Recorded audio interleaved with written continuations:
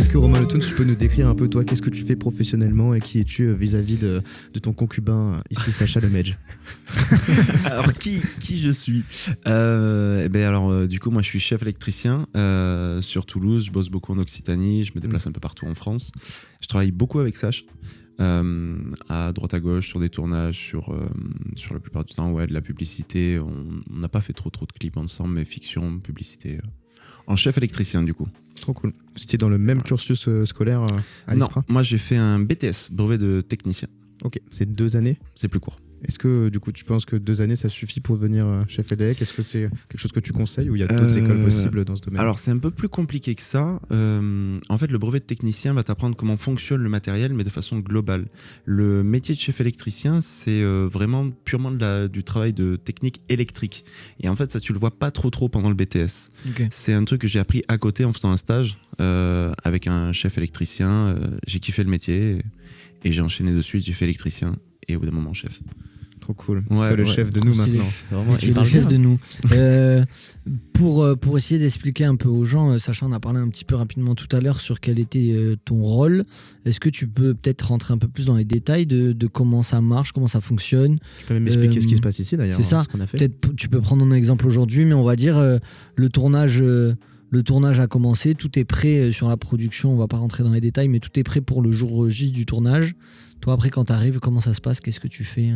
Alors, en fait, moi, j'ai beaucoup de discussions donc, au préalable avec le directeur de la photographie. Donc là, avec Sacha, on a parlé de comment on allait travailler le lieu. Le but est de faire des repérages avant de venir voir le lieu, définir qu'est-ce qu'on veut faire et comment on veut le filmer. Une fois que je sais à peu près tout ça, on va parler avec le DOP de comment est-ce qu'il veut éclairer, quelle intention il veut donner, qu'est-ce qu'il veut raconter. Une fois que je sais ça, moi, je peux lui faire des propositions techniques. C'est là le but de mon métier, c'est trouver toutes les installations, les mises en place techniques pour que lui puisse avoir le rendu qu'il attend. C'est une mise en accord commun, bien sûr, lui aussi il a son avis sur la technique, mais la plupart du temps c'est moi qui fais la proposition, et en tout cas c'est moi qui sur le plateau ferai la mise en place avec les électriciens. Okay. Et la sécurité électrique aussi. Et la sécurité électrique est très très importante, la vérification qu'on puisse installer ce qu'on veut sur place sans qu'il y ait de problème. Enfin, vous êtes un peu les seuls à avoir un truc aussi technique dans les infos qu'il faut savoir et dans les connaissances à avoir pour faire ce boulot-là. C'était exactement ça. En fait, c'est exactement ça. Tu fais en sorte qu'il n'y ait aucun problème technique. Tout peut arriver. On peut brancher 40 multiprises les unes sur les autres, c'est pas un problème. Si tu sais pourquoi tu le fais, qu'est-ce que tu mets au bout. Voilà. Et le but, c'est de savoir qu'est-ce que tu vas mettre au bout. Est-ce que tu as une certification spéciale, du coup, comme un électricien En fait, sur les plateaux, c'est utile, mais c'est pas obligatoire. Et la plupart du temps, quand j'ai besoin d'avoir des certifications électriques, j'appelle des électriciens qui en ont. En plus. Exactement. Okay. En fait, le but du chef, c'est un peu pareil pour Sacha, le but du chef, c'est de fédérer une équipe et de réussir à avancer tous ensemble. Je peux utiliser un poids lourd, il n'y a pas de problème, j'ai pas le permis poids lourd, je prendrai un électricien qui aura le permis poids lourd et lui pourra le gérer. Si moi je peux pas les gérer, le but c'est que je manage des gens pour qu'eux le gèrent et qu'on arrive à la finalité de ce qui a été demandé. Ok.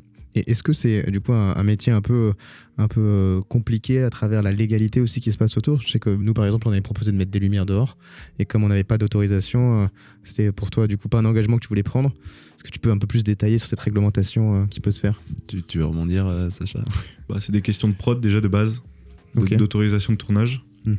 C'est la plus grosse difficulté de mettre des lumières dehors en fait, parce qu'après en soi il suffit que une fois qu'elle est installée, il suffit que tu aies un régisseur qui surveille que quelqu'un ne shoote pas dedans ou la pique et pas de souci tu vois.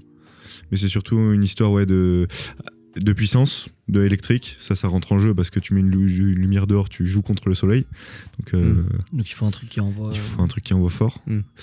Mais à la base, la toute première problématique, c'est vraiment des questions de prod, d'avoir des autorisations pour poser un trépied dehors pendant X temps. Et comment ça se passe du coup si demain nous on veut poser une méga lampe dehors? Toulouse tournage. Ouais, en fait il y a un bureau de tournage qu'il faut contacter. Donc la partie production doit contacter le bureau des tournages, dire voilà, on aimerait tourner à tel endroit dans telle rue pour faire tel effet. On a besoin de s'installer ici. Il faut qu'on ait une autorisation pour ça. Est-ce que vous pouvez nous la délivrer? Ils t'envoient un papier avec l'indication du lieu et comment tu peux t'installer. La plupart du temps, même, ils viennent poser des barrières de protection. Parce qu'en fait, la problématique que tu peux avoir, c'est une sécurité.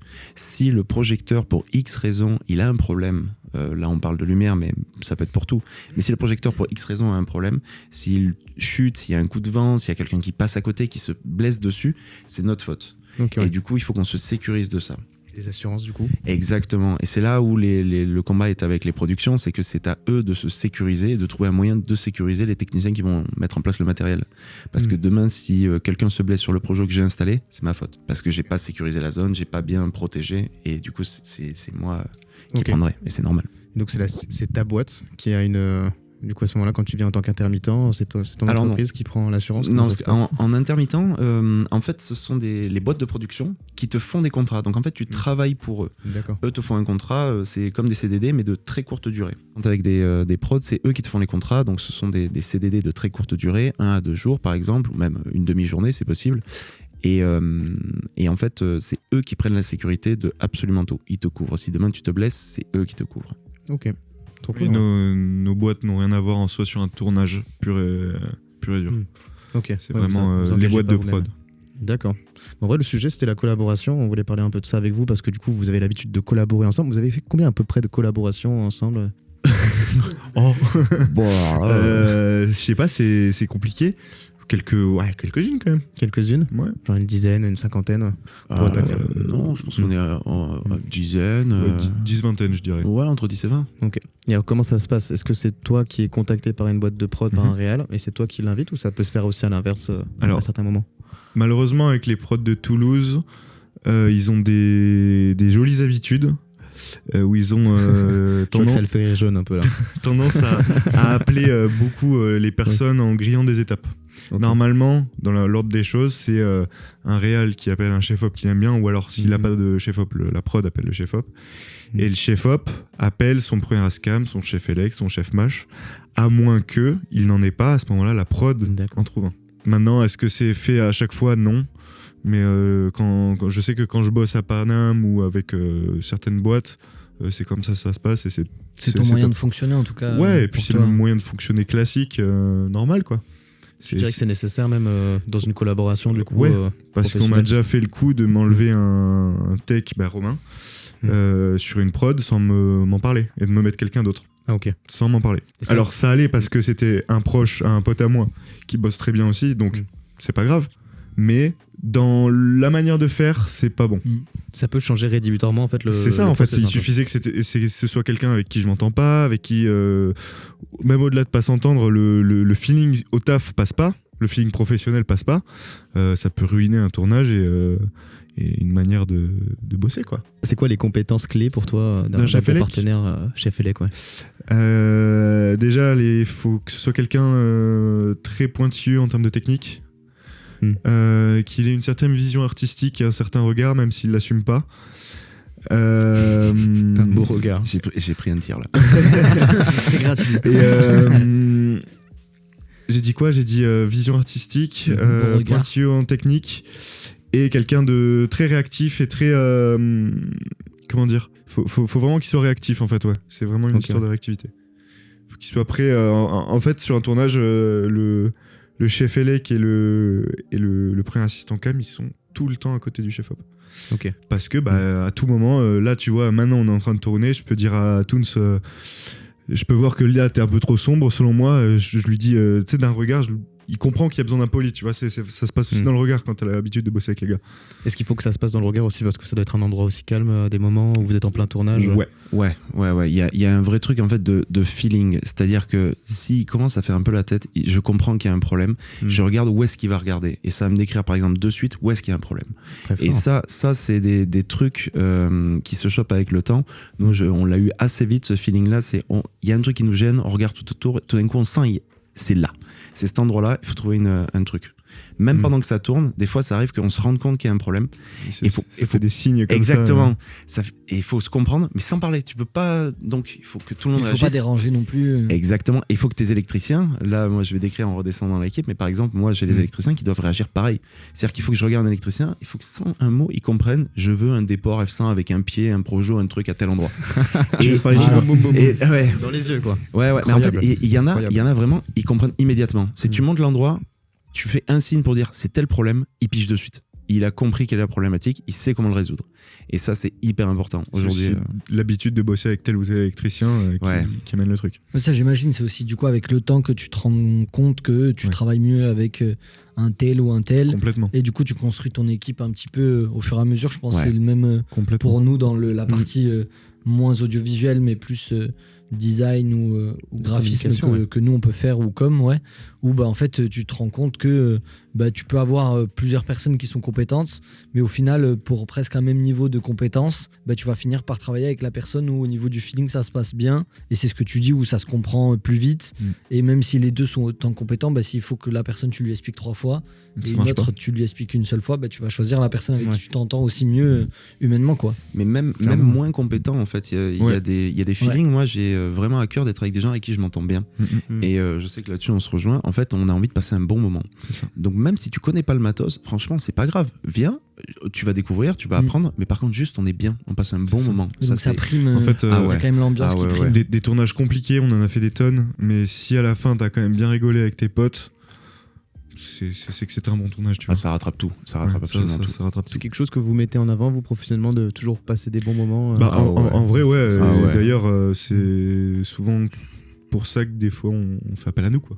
Genre en mode, parce que les gars ils savent que le travail est bien fait, et en même temps ça reste des bons moments malgré la difficulté de tel ou tel tournage, à cause de telle ou telle condition.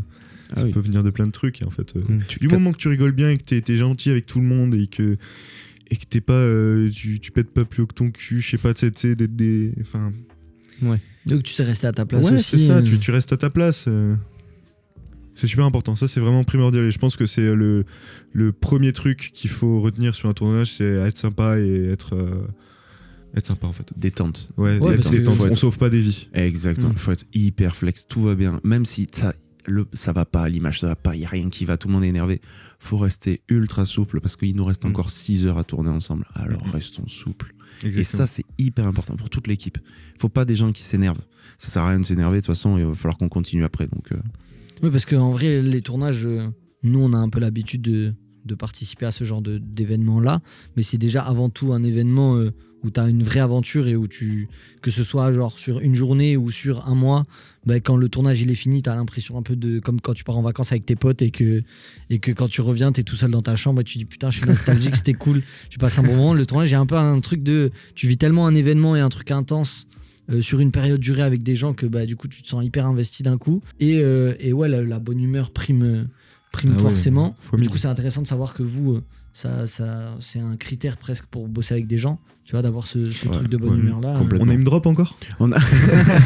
J'allais venir du coup l'envers de la question qui était du coup, est-ce que vous avez été confronté à des personnalités Parlons des problèmes. Il y a des gens avec qui on a pu bosser tous les deux, mais pas au même moment, avec qui c'est plus du tout passé à cause du comportement. Pourtant le gars techniquement est très bon. Mais